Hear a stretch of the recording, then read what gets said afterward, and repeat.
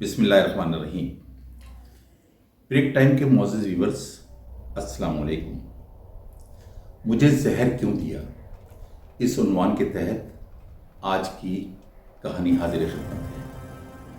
ये एक सच्ची कहानी है जिसके किरदार हमारे माशरे में मौजूद हैं। ऐसे किरदार हमारे इर्द गिर्द पाए जाते हैं। तो चलिए चलते हैं आज की कहानी की तरफ। डॉक्टर आतिफ ने जल्दी जल्दी बैरूनी गेट खोला और गाड़ी शेड के अंदर खड़ी की। आसमान पर बादल छाए हुए थे, गरज चमक हो रही थी और फुहार पड़नी शुरू हो चुकी थी। उसने जल्दी से समोसों का पैकेट उठाया और शेड में आ गया। उसने बादलों की तरफ देखा, आसमान की तरफ निगाह डाली, जैसे बोल रहा हो, बादलों थोड़ी देर और रुक जाओ, रूमाना का इंतज़ार कर लो, फिर हम दोनों छत पे जाएंगे और बारिश का इस्तकबाल करेंगे। रूमाना उसकी महबूब बीवी, वो भी डॉक्टर थी और दोनों एक ही हॉस्पिटल में जॉब करते थे। आज रूमाना की इमरजेंसी लग गई थी, इसीलिए वो वहाँ रुक गई थी। आतिफ ने लॉन पर निगाह डाली। खिलाफ मामूल बाबा और मोहम्मद जानी भी वहाँ मौजूद नहीं थे। जाहिर है बारिश हो रही थी, इसलिए शायद वो टेरेस में हो। वो भागते हुए ऊपर गया, मगर वो टेरेस में भी ना थे। खैर, उसने जाके जल्दी जल्दी कपड़े चेंज किए। ये बात खिलाफ मामूल थी क्योंकि असर की नमाज हो चुकी थी और ये टाइम बाबा और मोहम्मद जानी का या तो लॉन में बैठ के चाय पीते और खुशगपियाँ करते हुए गुजरता था या फिर टेरेस में। उसने कपड़े चेंज किए और तेज़ी से नीचे आया।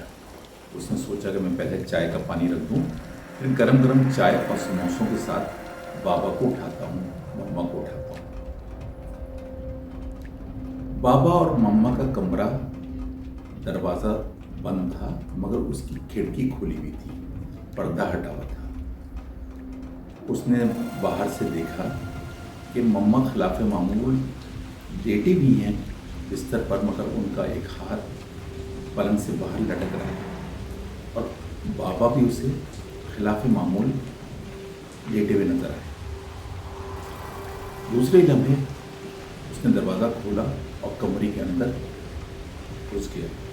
बाबा बाबा, मम्मा जानी, उसने आवाज़ दी, मगर वो दोनों बेसुध पड़े हुए थे। किसी ने कोई जवाब नहीं दिया। उसने धड़कते दिल के साथ घबराहट के अंदर दोनों की नब्ज़ चेक करी और फिर उस पर घबराहट मज़ीद तारी हो गई। उसने दोनों का मुआयना किया, दोनों बेहोश थे।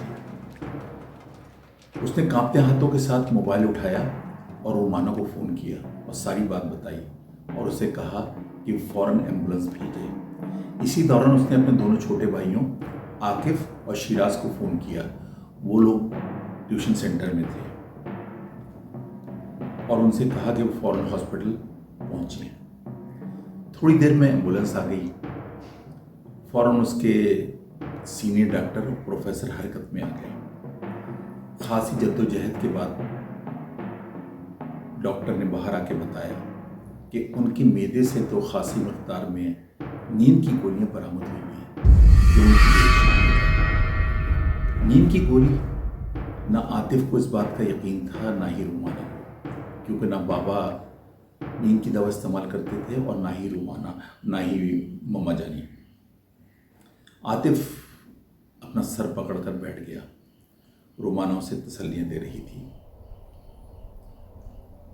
बाबा खुद भी फार्मासिस्ट थे और उन्होंने ज़िंदगी का एक बहुत बड़ा अरसा सऊदी अरब के शहर रियाज में गुजारा था।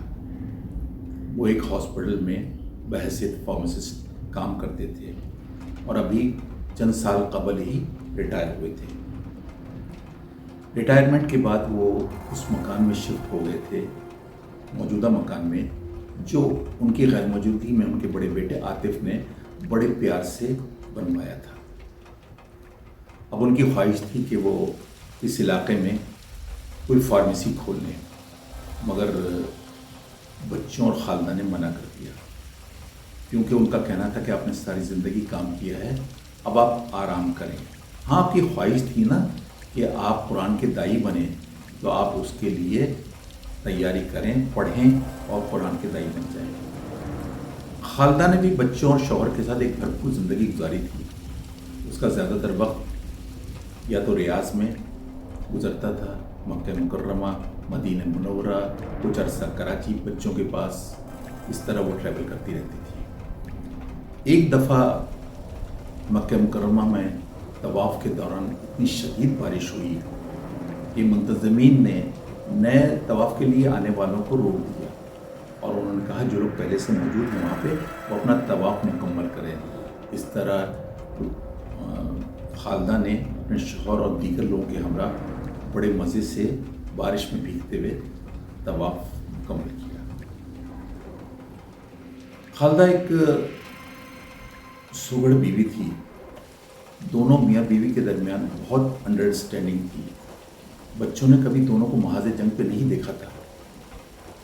खालदा ने बाहर रहते हुए आने वाली तीनों बहुओं के लिए बहुत सारी तैयारी करके रखी थी, उसमें ज़ेवरात भी शामिल थे।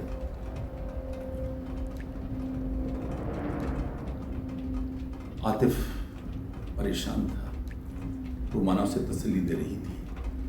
दोनों छोटे भाई भी बेकल थे। इसी दौरान